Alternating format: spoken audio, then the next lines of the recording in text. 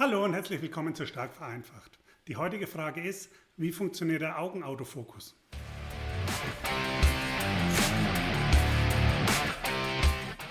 Ja, der Augenautofokus ist natürlich eine fortschrittliche Technologie, die in modernen Kamerasystemen jetzt heutzutage eingesetzt wird. Das Ziel des Ganzen, wie im Namen schon drin steht, ist es natürlich, den Fokus möglichst auf die Augen zu bringen. Und ist eine Kombination aus Gesichtserkennung und Merkmalsdetektion. Aber um jetzt zu verstehen, wie eben die Kamera den Fokus auf die Augen setzt, müssen wir uns etwas genauer die Gesichtserkennung in Bildern eben anschauen. Die Gesichtserkennung basiert grundsätzlich schon mal auf Mustererkennung mit Merkmalen. Was das genau ist, kommen wir jetzt gleich drauf ein. Aber man definiert gewisse Merkmale, was eben so ein Gesicht ausmacht und schaut dann mit verschiedenen Verfahren in dem Bild nach, ob diese Merkmale eben zutreffen. Ich will auch gar nicht zu tief einsteigen, wir wollen ja stark vereinfacht bleiben. Das heißt, grundsätzlich, um jetzt so Merkmale zu definieren, müssen wir uns mal so ein Gesicht anschauen. Was so charakteristisch schon mal ist, dass die Form so ein Gesichts eigentlich ausschaut wie ein Oval. Ja, also unser erstes Merkmal, was wir jetzt definieren können, ist, das soll ausschauen wie etwas Ovales. Ein weiteres Merkmal könnte sein, ja, sowas wie ein Dreieck. Ja, das könnte die Nase sein. Ja, die Nase sieht aus wie ein Dreieck, könnte man definieren. Und als zweites Merkmal, die Nase ist ein Dreieck. Dann haben wir noch die beiden Augen. Die Augen sind auch wieder Ovale, allerdings sind die dann verdreht zu dem anderen Oval. Das kann man auch so definieren, dass das Merkmal eben so ist.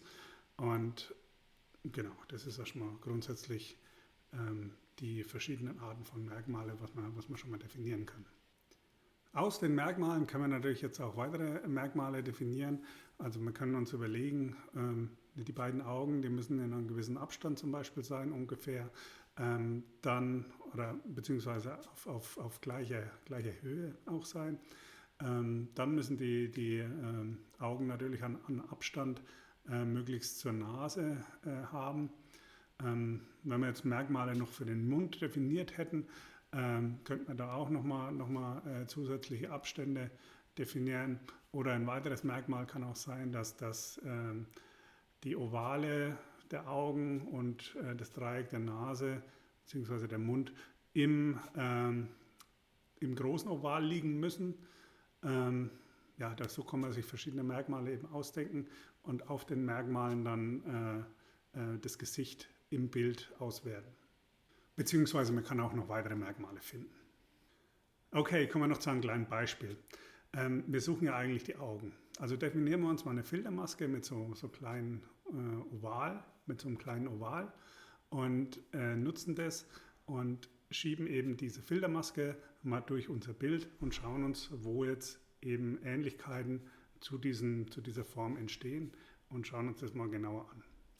Also wenn ich jetzt diese Filtermaske hier durchschiebe durch den Bild, dann sieht man, wo diese Filtermaske eben passen könnte. Und man kann da wahrscheinlich nennt man das Korrelationskoeffizienten, also einen Ähnlichkeitskoeffizienten bilden und sagen, pass auf, das könnte ein Kandidat des Auges sein und könnte so das Bild eben bewerten. Und in gleicher Weise macht man das natürlich jetzt mit den anderen Merkmalen, die man definiert hat. Man nimmt eben jetzt so ein nasenähnliches Dreieck und schiebt es durchs Bild und guckt, wo könnten da so ein nasenähnliches Dreieck in dem Bild eben sein und bewertet es anhand diesen Koeffizienten. So, jetzt hat man natürlich dann zum Beispiel die Augen gefunden und die Nase gefunden und jetzt kann man eben schauen, welche Ovale passen denn zur Nase? Also der Abstand zur Nase, der muss in einem gewissen Bereich sein, beziehungsweise zwei Ovale müssen in einem gewissen Abstand zur Nase sein. So, hat man jetzt die drei Merkmale eben gefunden und die matchen einigermaßen zueinander. Die müssen nicht hundertprozentig zueinander matchen, sondern es reicht, wenn die Information zueinander matcht. Dann kann man eigentlich schon relativ genau sagen, das könnte ein Gesicht sein. Man muss natürlich noch weitere Merkmale eben auswerten, wie zum Beispiel das große Oval vom Gesicht, dass die eben innerhalb dieses Ovals sein müssen, etc. Das kann man jetzt alles noch auf gleiche Weise durchziehen und sich das anschauen. Ja, was man natürlich ein bisschen außen vor gelassen hat, das sind die Gesichter. Wenn man jetzt große und kleine Gesichter hat, dann schlägt das Verfahren natürlich ein bisschen an die Grenzen.